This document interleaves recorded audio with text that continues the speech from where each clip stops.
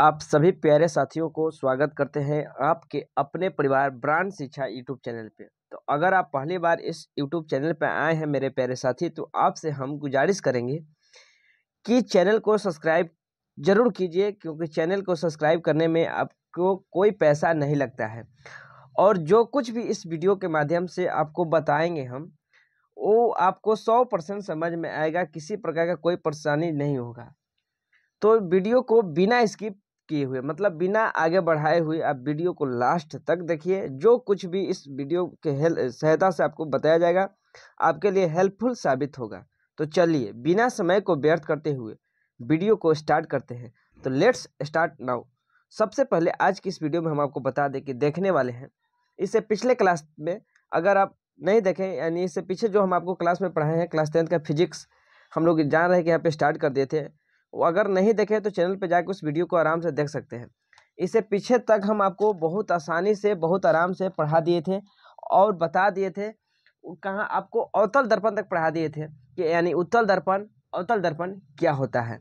उसके बाद हम लोग आज की इस वीडियो में देखेंगे, जब हम लोग उत्तल और अवतल देख लिए हैं, तो आप हमको एक थोड़ा सा एकदम छोटा सा बात बताइए कि यह कौन सा दर्पण है अगर इसका पेंट जो है हम लोग बाहर से कर दे, यानी कलर जो है बाहर से कर दे। अगर कलर हम लोग बाहर से कर दें तो ये कौन सा दर्पण बन जाएगा। तो आई होप कि आप बता पा रहे हैं कि सर आपको बता दें हम कि बाहर से इसका पेंट कर दिए, यानी कि इसका जो चमकीला सतह है वो अंदर हो गया, यानी जो चमकीला सतह धंसा हुआ है। और आप बताए थे कि अगर चमकीला सतह उठा हुआ हो तो उत्तल, यानी उठल तो उत्तल, और धंसा हुआ हो तो अवतल। और यहाँ पे लिखा हुआ भी है कि यह जो दर्पण है मेरे प्यारे साथी, अवतल दर्पण है। तो आप समझ पा रहे हैं कि यह अवतल दर्पण है। इसमें हम लोग को समझना है। देखिए, हर बात आपके एग्जाम में नहीं पूछेगा, लेकिन कुछ बात को आपको समझना इसलिए जरूरी है कि उससे रिलेटेड कोई भी बात अगर आपको आगे से मतलब देखने को मिले, तो आप किसी प्रकार कोई आपको परेशानी न झेलने पड़े।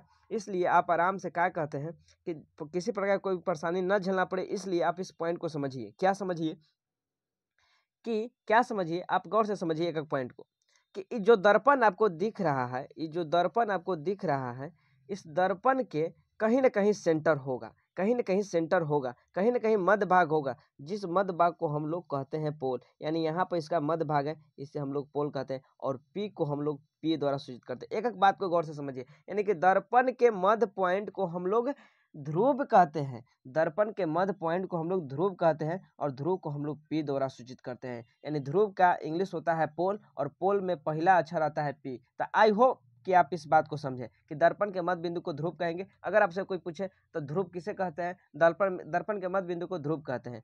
और अगर आपसे कोई पूछे कि बताइए वक्रता केंद्र क्या है, तो आप जान रहे हैं कि यह दर्पण जो है कुछ इस तरीके के दर्पण से काट के निकाला गया है। यानी कुछ इस तरीके का दर्पण था, उससे काट के इस पार्ट को निकाला गया है। तो ये जो दर्पण था, कहीं ना कहीं इस तरीके के शेप से निकाला गया है। तो शेप आपको कैसा दिखाई दे रहा है, तो कहिएगा ना कि अंडाकार दिखाई दे रहा है। कैसा दिखाई दे रहा है, अंडाकार दिखाई दे रहा है। मान लेते हैं कुछ क्षण के लिए गोला दिखाई दे रहा है, तो कहीं ना कहीं इसका केंद्र होगा। तो मान लेते हैं कि यहाँ पे इसका केंद्र है, और इस केंद्र को हम लोग कहते हैं centre of curvature, centre of curvature, जिसे हम लोग सी द्वारा सूचित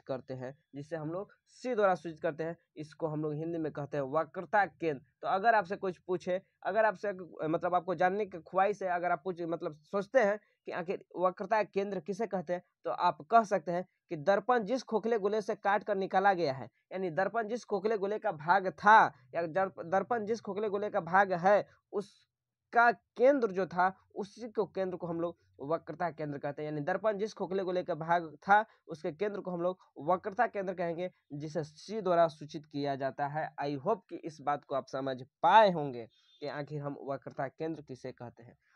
इसके बाद आप आराम से समझना स्टार्ट कीजिए।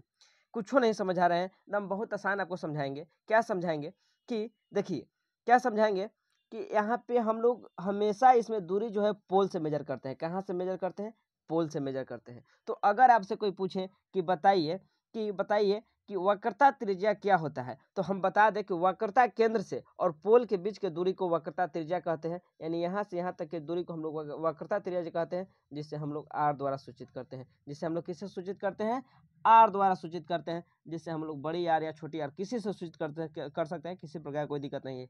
यानी कि हम अभी आपको बताएं कि हम लोग सब के सब डिस्टेंस पोल से मेजर करते हैं। कहाँ से मेजर करते हैं, पोल से मेजर करते हैं, तो पोल से वक्रता केंद्र के बीच की दूरी को वक्रता त्रिज्या कहेंगे। पोल से वक्रता केंद्र के बीच की दूरी को वक्रता त्रिज्या कहेंगे। उसी तरीके से आपको हम बताना चाहें एक कि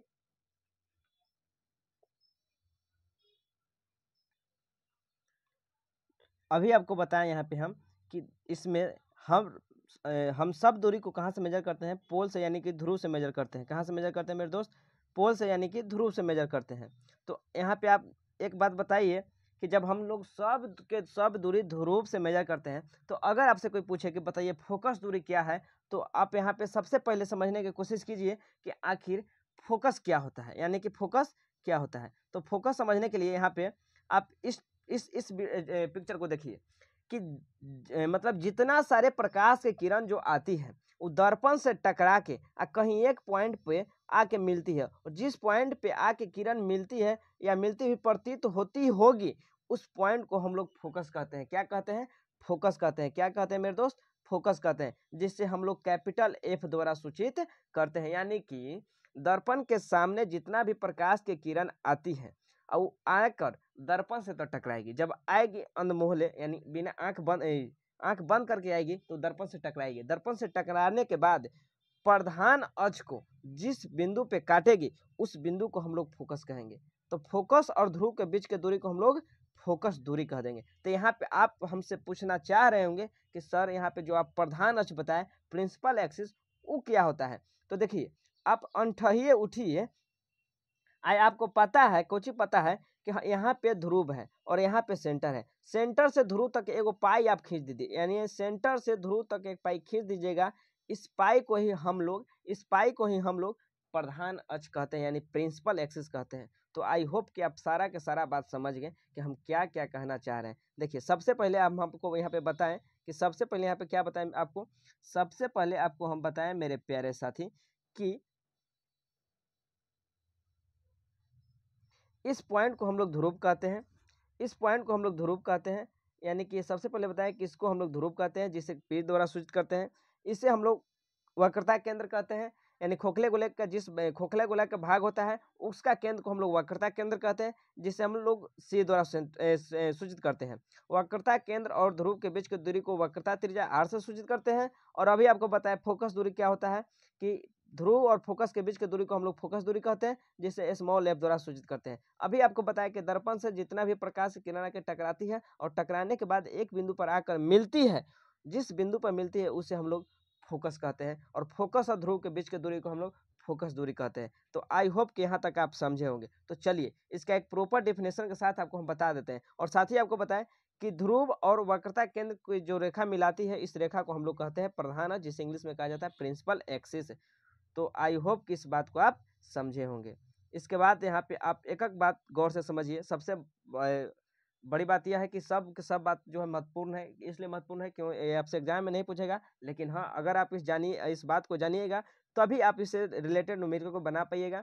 और इससे मतलब जो कुछ भी डाटा फाइंड करना चाहते हैं, जैसे कि अगर आपको बताया गया कि प्रतिबिंब दूरी क्या होता है, वस्तु दूरी क्या होता है, जब आप इतना बात को जानिएगा तभी निकाल सकते हैं। सबसे पहले आपको बताया कि ध्रुव क्या होता है। सबसे पहले बताएं आपको कि ध्रुव क्या होता है, जिसे इंग्लिश में कहते हैं पोल, यानी दर्पण के मध्य बिंदु को ध्रुव कहते हैं। जैसे आपको बताएं कि क्या बताएं कि मान लेते हैं कि ये एक दर्पण है, तो इसके केंद्र को हम लोग ध्रुव कह देंगे। तो ये बात आप समझे होंगे। इसके बाद आप